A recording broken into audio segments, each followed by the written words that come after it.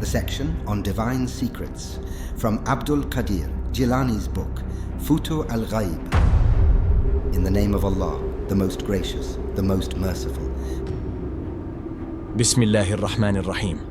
Know that without Allah's assistance, no deed can be completed. Do not forget Allah by worshipping others or considering their actions separate from Allah's workings.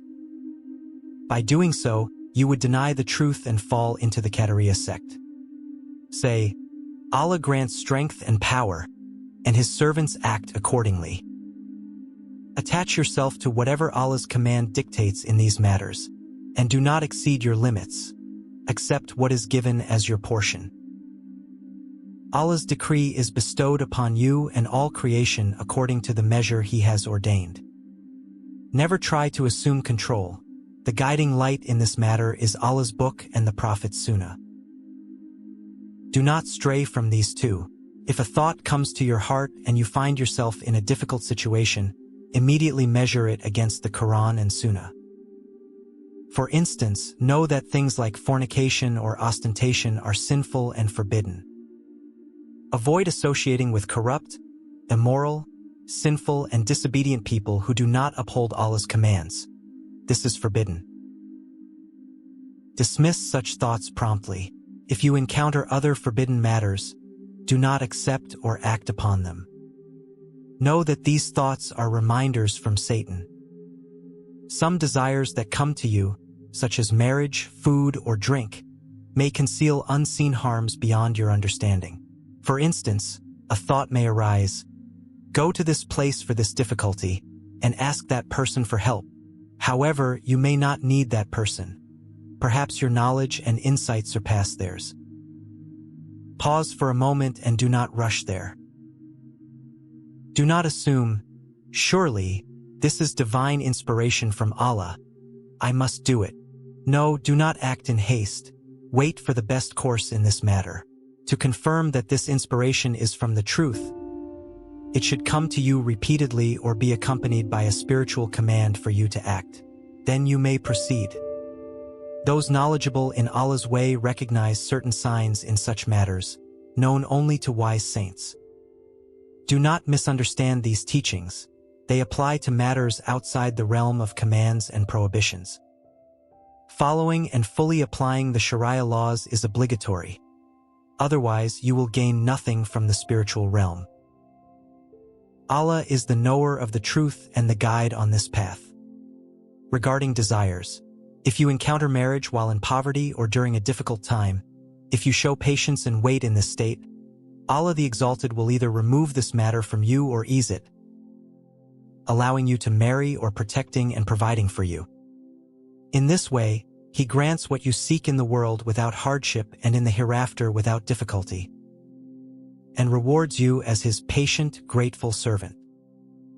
If marriage is destined for you, it will happen inevitably. Your patience will turn into gratitude. Allah the Exalted has promised ample rewards to those who are grateful, saying, "If you give thanks, I will increase my bounty upon you. But for those who deny, my punishment is severe." If marriage is not your destiny, that desire will vanish from your heart. Whether the ego wishes it or not, what has been written will come to pass. In all states, persist. Oppose your harmful desires, submit to divine commands, accept your destiny, and hope for goodness from Allah for this state. For Allah the Exalted says, "The reward for the patient will be without measure." Love of the world. Allah the Exalted may give you wealth, but if you become preoccupied with wealth, forgetting Allah, that wealth will bring you loss rather than benefit. Often, wealth changes you, makes you poor in spirit, and humiliates you. This is because you forgot the giver of the blessings and became occupied with the blessings themselves. However, if that wealth does not distract you from worship and does not prevent you from devotion, it is given to you as a gift, with not a single part of it decreasing. Wealth will serve you. You will benefit from it, live in harmony, and in the hereafter, you will be among the truthful, the martyrs, and the righteous. Submitting to Allah's decree. Do not wish for good to come or harm to go away. If there is a blessing destined for you, it will come whether you desire it or not. Calamity follows the same rule. If there is a calamity destined for you, it will come whether you flee from it or stand firm. If you want, you can turn to prayer for its removal. If you want, you can show patience. Or if you prefer, surrender yourself to Allah for His sake. Surely, what is destined to come will arrive. What is necessary for you is to surrender to the truth in all these matters. Entrust everything to Him. If blessings come, begin to give thanks. If hardship comes, try to be patient, view it favorably, and consider it a form of blessing. Conceal it as much as you can and strive to alleviate it. Above all, avoid speaking of it everywhere. By the strength of the spiritual state Allah has granted you and the path you are on, you must act in this manner. You are on a path where obedience to the truth and acceptance of everything as it is has been commanded. Only in this way can you ascend to the elevated companions. When you reach this state, you attain the station of those who came before you. You find those who went to the Sovereign and those who drew close to Him. In His presence, you witness and attain the miracles and blessings of every path. Let hardship come, let it visit you. Open the way for it, do not close it, do not stand in its path. Do not fear its arrival or its examination of you. After all, its fire is no more intense than the fire of hell. The best of creation, the beloved of the earth and heavens, our Master Muhammad, peace be upon him, narrated the following hadith. On the day of judgment, when believers pass over hell, hell will cry out, "Hurry along, O believer, your light has extinguished my flame."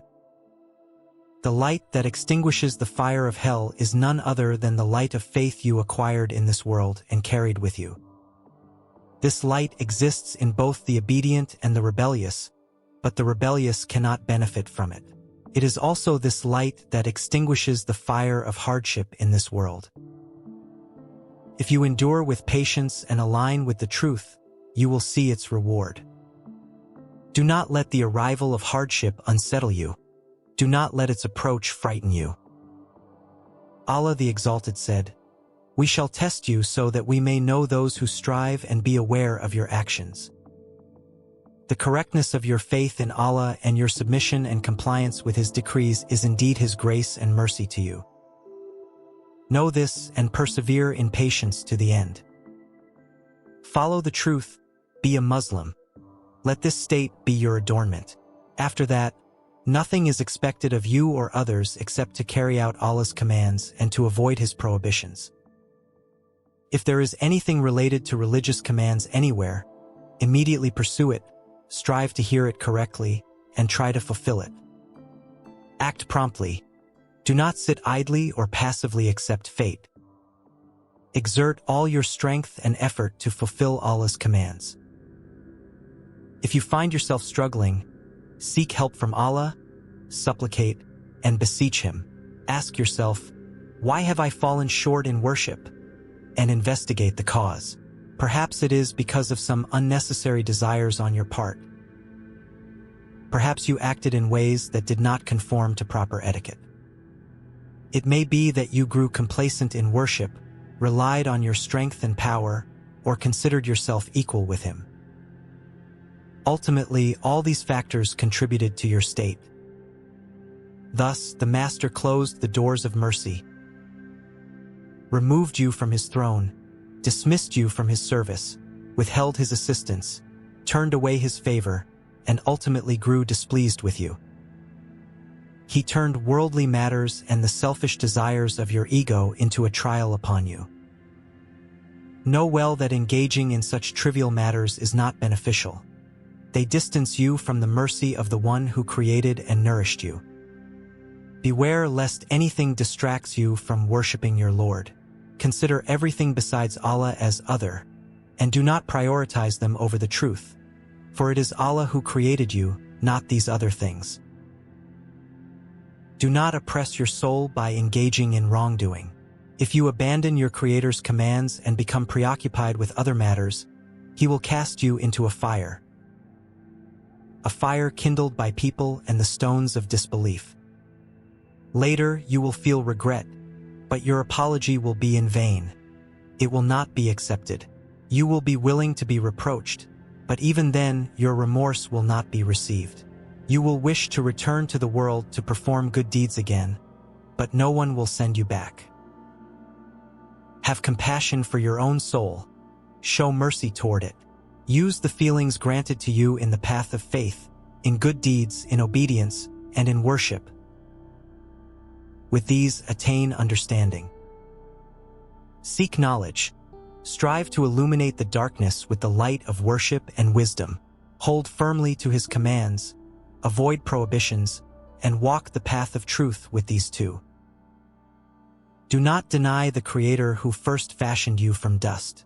Do not desire anything other than what he has commanded, and consider only what he has condemned to be evil.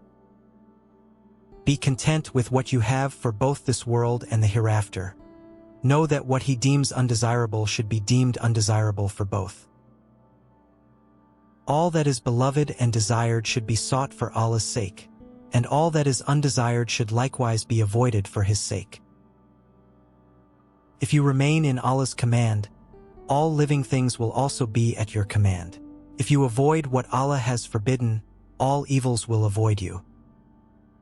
Wherever you are, in every situation you encounter, remain faithful to the commands of Allah, the Exalted.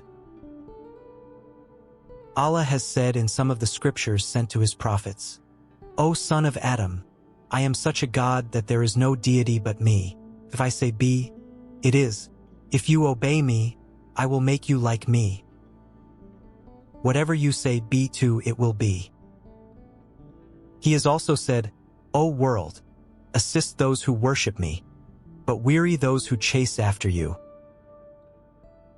If you find yourself in a situation where you are tempted to engage in what Allah has forbidden, imagine this. Your joints have separated, your senses have ceased, your heart is broken, your body lifeless, your hopes dashed.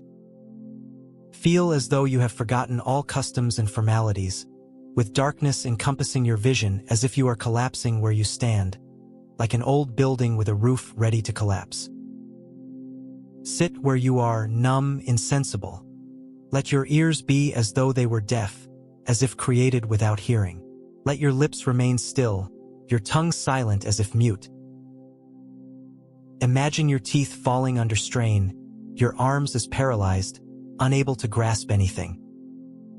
Imagine your legs crossed and incapable of moving, unable to walk. See yourself incapable of physical relations, as though engaged in nothing. Let your stomach feel so full that you need nothing to eat. Let your mind seem as if deranged. Think of yourself as moving toward the grave. In short, strive to hear Allah's commands and run to them.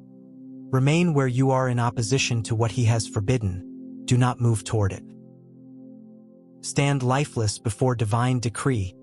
Sink into oblivion and dissolve into nothingness. Drink this elixir with pleasure. Use it to heal yourself, to nourish yourself.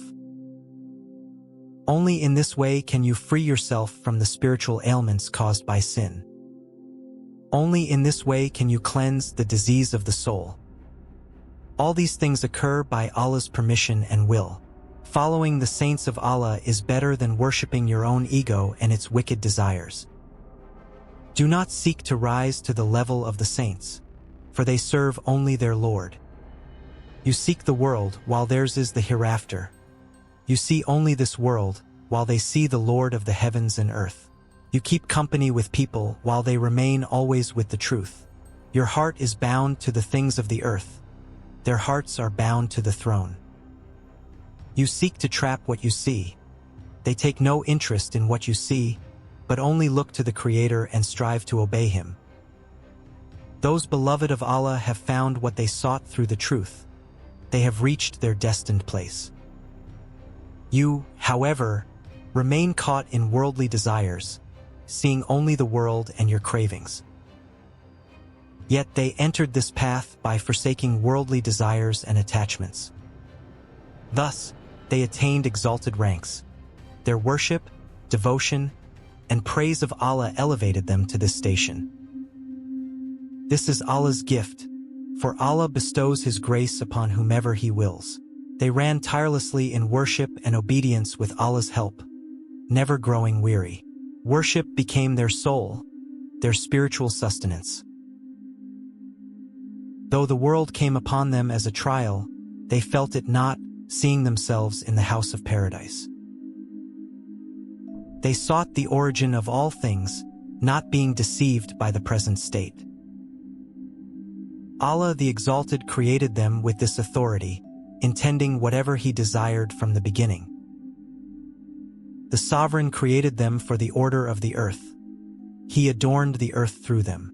They are like mountains opening the paths that lead to the truth. There is no mercy for those who abandon them in pursuit of wealth and property. They are the best of those on earth. Peace be upon them as long as the heavens and the earth endure. Fear and hope.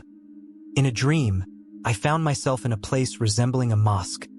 There were people there who had withdrawn from everything. Referring to a certain person, I thought to myself, if he were among these people, he would correct his ways. I thought to myself. The congregation gathered around me and asked, "Why aren't you speaking?"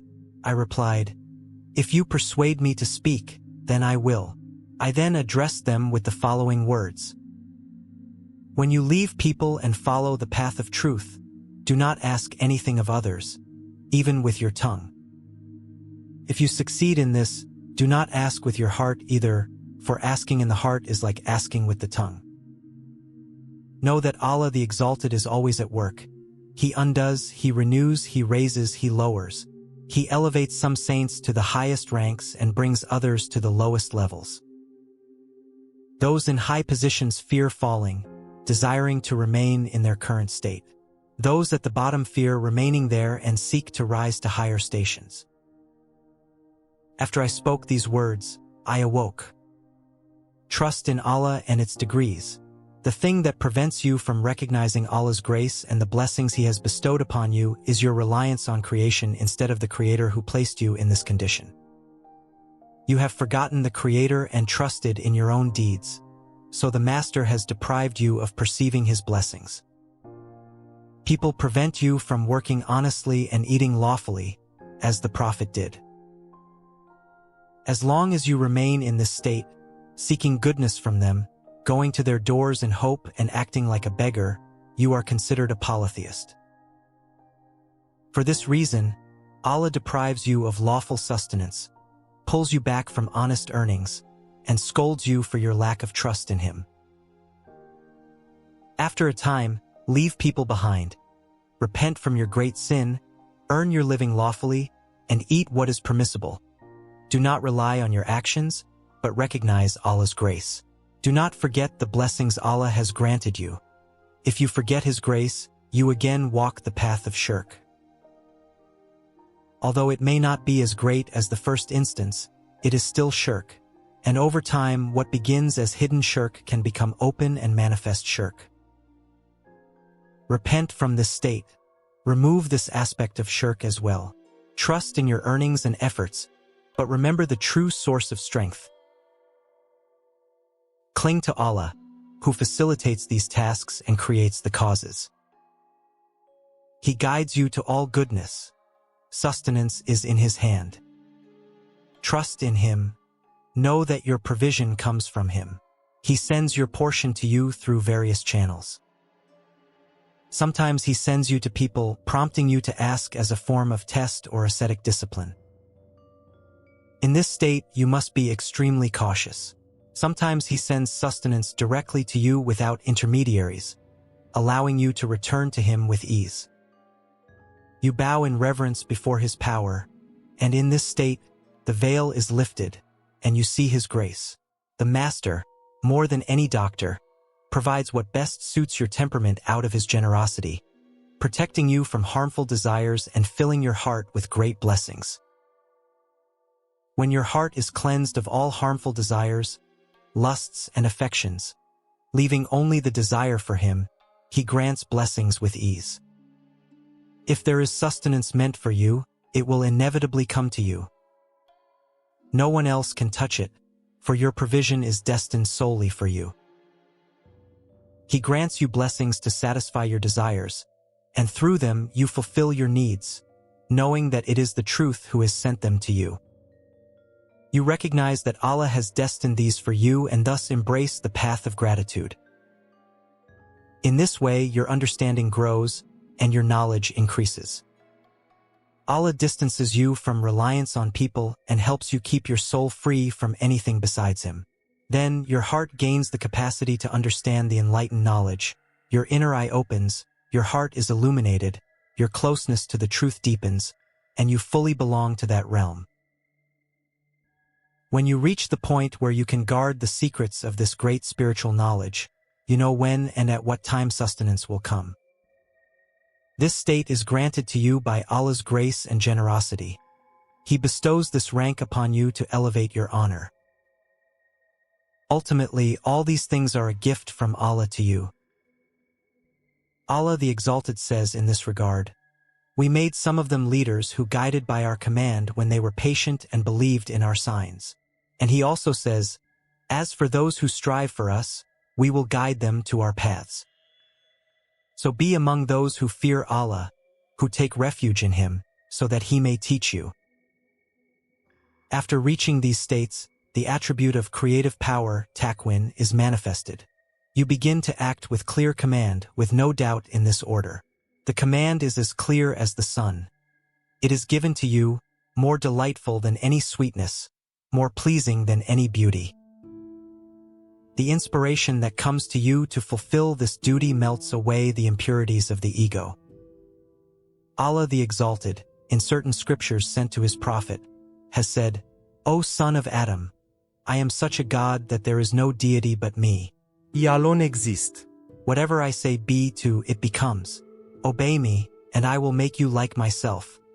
You will say be for something, and it will be." These states are not things to be amazed at. Prophets have done them frequently. Some of Allah's saintly servants have also exhibited similar states. Sometimes the elite Hafiz are granted this as a favor from the truth. The path to reaching Allah lies in the fact that everything ends in reaching Him.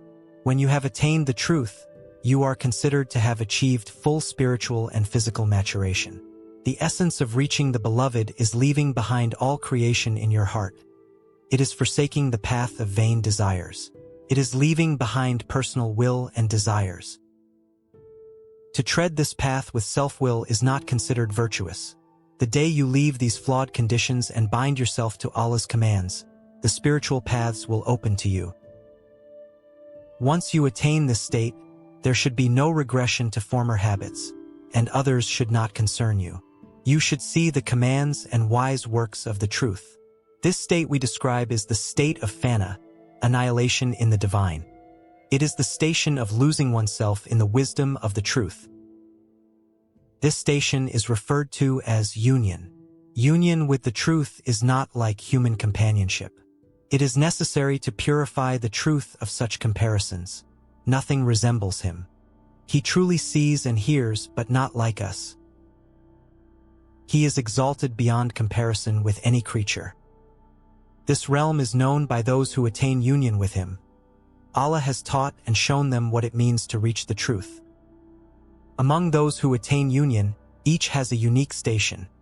None can replace the other. Likewise, Allah the Exalted manifests uniquely to each saint and prophet. No prophet grasps the secret of another, nor does any saint.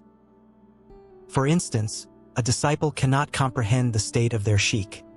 Similarly, the disciple has unique states that the sheikh does not know. Sometimes the disciple's path may approach the sheikh's secret, but understanding is still beyond reach. At this point, the disciple separates from the sheikh. From then on, the Beloved guides the disciple, who is now surrendered to the truth. The truth severs the disciple from people. Initially, the sheikh serves as a guide, but since the sheikh is also a creature, the disciple is eventually separated from him.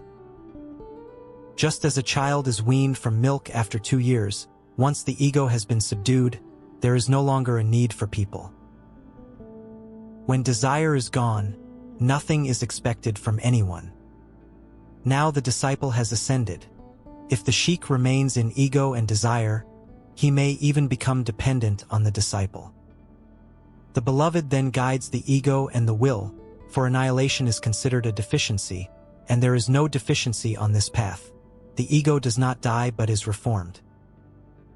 After reaching the truth, consider yourself free from worldly attachments, at peace. See nothing but the truth. Do not acknowledge any existence other than Him.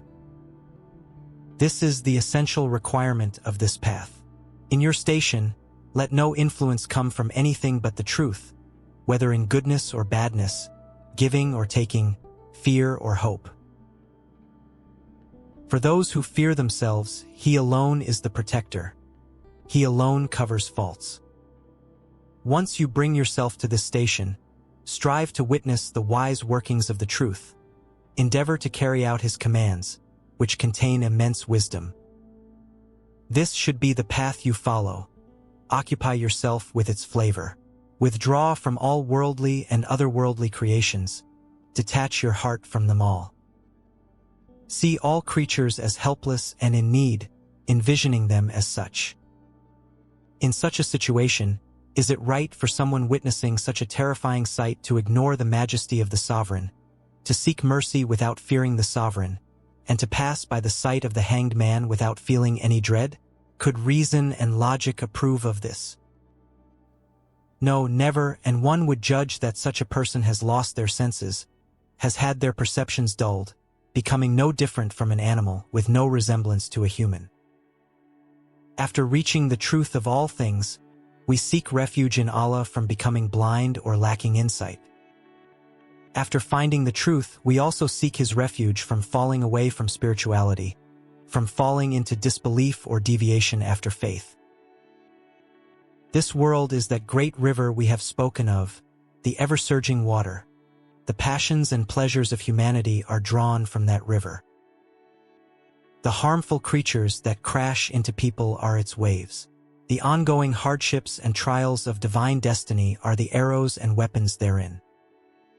What befalls humanity is filled with worldly troubles. Goodness comes only occasionally, yet these troubles obscure even that rare goodness. Even if moments of joy appear now and then, they are often interwoven with hidden misfortunes. If one were to look with a discerning eye, they would see that true life and happiness are exclusive to the other realm. Those with firm faith know this to be true, for understanding, recognizing, and living within this state is unique to believers. The Prophet, peace be upon him, said, "Life is only the life of the hereafter." He also said, "A believer will find no peace until they meet Allah."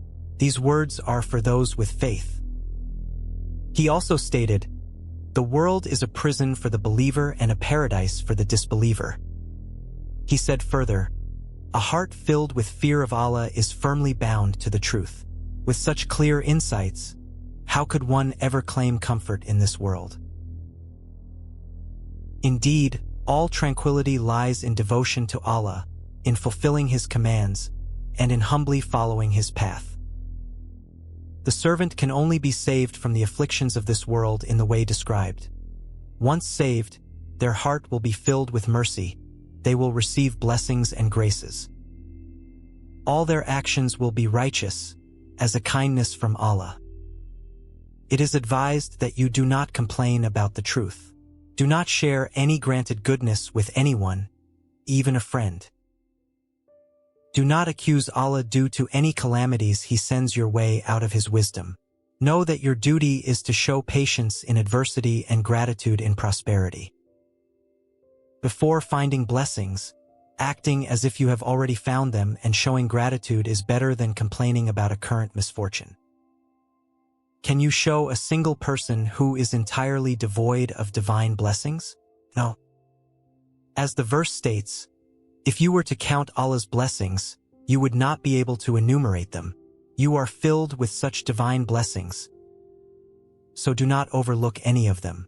Do not attach your heart to any creature or seek solace with anyone. Do not share your state with anyone. Let your bond be with Allah. Rely on Him. Confide your concerns in Him. Do not see an intermediary. Even if there were another, that being too was created by Him. No one other than Him can promise elevation or bring about demotion. None can enrich or impoverish, move or halt anything. He is the creator of all. Everything is within His hand and permission, unfolding by His command at the appointed time. Allah the Exalted says, "If Allah brings harm to you, none but He can remove it. If He intends good for you, none can withhold it. He grants His favor to whomever He wills. He is the most compassionate, the most forgiving." Do not resort to complaining about the truth in your current state. While blessed with ample provisions, do not demand more. Do not become blind to the blessings He has given you, nor take the path of denial. Such a state could be considered a form of mockery. If so, Allah may hold you to account with great precision. He may increase your trials in this world, rebuke you in the hereafter, and cast you into hell. He could strip you of your spiritual state, withdraw His gaze of mercy. Indeed, refrain from complaining. Even if your flesh were to be cut to pieces by scissors, do not resort to objection. Do not, under any circumstances, object. Say Allah, Allah, and seek salvation, but not through complaints. Fear taking the wrong path and avoid going astray, for all calamities that befall the children of Adam stem from objections. How could one complain against Him, the most merciful of those who show mercy? How could one lament against Him, the wise and all-aware, who is the most compassionate toward His servants and never withholds His grace? He does not oppress His servants. Would you become angry with a skilled and knowledgeable doctor? Would a mother who cares deeply for her child be accused of wrongdoing? Our Prophet, peace be upon him, said, Allah the Exalted shows much mercy to His servant. No mother can show that level of compassion for her child. O unfortunate one, adopt an attitude of humility toward Allah. Endure with patience the trials that come. Try to bear them with fortitude. Even if it is difficult, strive to align yourself with this path. If you continue on this way, you will become a matchless gem. Otherwise, everything will slip from your grasp, and there may be no chance of regaining it. Listen to this verse from Allah the Exalted. Fighting in battle is prescribed for you, even though it is disliked by you. But it may be that you dislike a thing which is good for you, and you may like a thing which is bad for you. Allah knows and you do not know. The knowledge of reality is hidden. So, do not take the wrong path by deeming something good or bad based solely on your feelings. If you are in a state of piety, adhere to Allah's commands. This is the first step on our path. Remain calm. Do not involve yourself in every matter. Strive to purify your ego and do not exceed your limits. When you reach the highest rank, the station of spiritual leadership, Goth, all paths will open in your heart. But do not allow your ego to take over. Keep harmful desires at bay and guard your tongue from complaints. Once you internalize these states, everything will seem pleasant to you. If good comes, it will be beautiful for you, and if harm comes, do not fear. Allah will protect you from calamities and will not expose you to disgrace. The trial will pass without you even realizing it, like the arrival of night with darkness, then the morning light, and the calamity will be to you as cold that vanishes before warmth. Take these admirable qualities as examples and strive to learn from them. After a trial arrives, do not draw near to sin or evil. You cannot approach the generous master with sins. Only the virtuous may enter his presence, and only the pure may stand at his door. Just as only those who are clean and free of odor may approach a king, only the pure can draw near to the truth. Do not fear trials, for they atone for sins. Our Prophet, peace be upon him, indicated this by saying, A day of fever serves as atonement for a year of sins. What may seem like trials in the hereafter actually perfect you further. You are granted the right to maintain your state. You are entrusted with guarding divine secrets. Your heart is illuminated, your spirit is opened, your speech becomes eloquent, and you speak with wisdom. With this excellence, you become beloved by all. People love you, and other creatures also love you. In this world, they come to you, and in the hereafter, you become the beloved of Allah. Everything begins to love you. The love of creation is connected to the love of the truth, just as enmity is tied to his displeasure. When Allah loves you, everything loves you. When he is displeased with you, all beings become hostile to you. When you reach this station, you have truly attained union with the truth. Your own existence fades, and you can no longer desire anything, as those desires have disappeared. In this state, you receive little from the world. Your true share is reserved for the hereafter. What you seek but cannot receive here will be granted to you abundantly there. There, you will find vast blessings beyond the comprehension of the mind. Every lofty and heart-delighting blessing resides there. If, during this challenging journey, you desire to attain the blessings of the hereafter, you may receive a little here.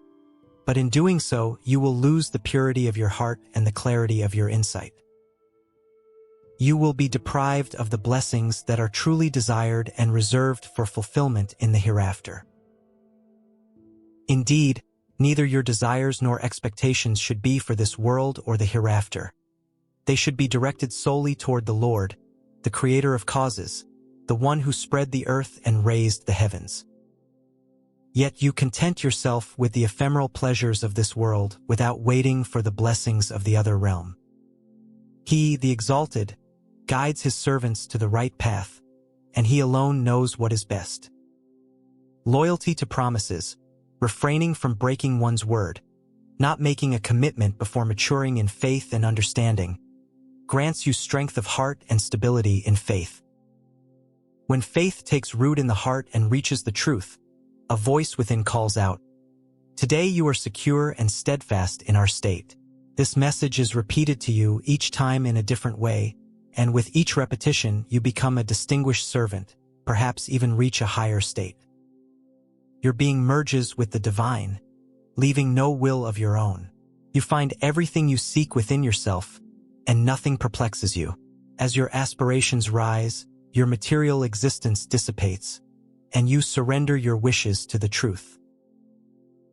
You give your heart not to created things but to their creator. You desire neither this world nor the hereafter but attach your heart to the divine, purging it of everything else. For you have found Allah's pleasure and the promise of paradise. Now you understand the spiritual manifestations in righteous deeds and delight in them. These blessings are bestowed upon you through your faith. Once you attain one of these states, you constantly seek a higher station of your previous one, reaching a better and more beautiful level with each step. All doors of knowledge and understanding open to you, enabling you to solve even the most subtle matters. If you are caught between doubt and certainty, choose the certain and leave the doubtful. Stay away from doubtful things as much as possible. Do not engage in anything forbidden by spiritual command. Seek your sustenance from your Lord and turn to Him. Even if your desire to approach His door does not weigh on your mind, Allah the Exalted does not forget you. He provides sustenance even to the disbeliever. Would He ever forget you? Abide by His commands. Strive day and night on His path. If you remain devoted to His service day and night as a true monotheist, He will not forget you and will send you sustenance in abundance. Let go of the wealth possessed by others. Expect nothing from them. Do not attach your heart to them. Take only what Allah has permitted, free from doubt, and ask for everything you desire from that great being. Then He will provide everything for you. Your hope and fear should rest solely in Him. It is He who gives life to all these beings that roam the earth. If any good comes to you through them, recognize it as from the truth. They have been appointed as guardians over their possessions by Him. If anything is given to you, No, it comes by his command. He is the one who grants and withholds. The exalted Lord says, "Seek Allah's bounty. The idols you call upon cannot provide sustenance. Ask Allah for your sustenance, worship Him, and thank Him. For you will return to Him. Allah provides boundlessly to whomever He wills." Dream about Satan. In my dream, I was amidst a large gathering, and Satan was there too. I wanted to kill him, but he said, "Why do you want to kill me? What sin have I committed? If something is meant to be evil, I cannot turn it into good. Similarly, if something will remain good, I do not have the power to make it evil. I have no control over anything." His appearance was somewhere between male and female. He spoke eloquently, but his face was wrinkled with a bit of hair on his chin. His appearance was unpleasant and not endearing. Then, looking at me, he smiled with slight embarrassment. This vision occurred on the night of Sunday, the 12th of Dhu al-Hijjah, 516 AH.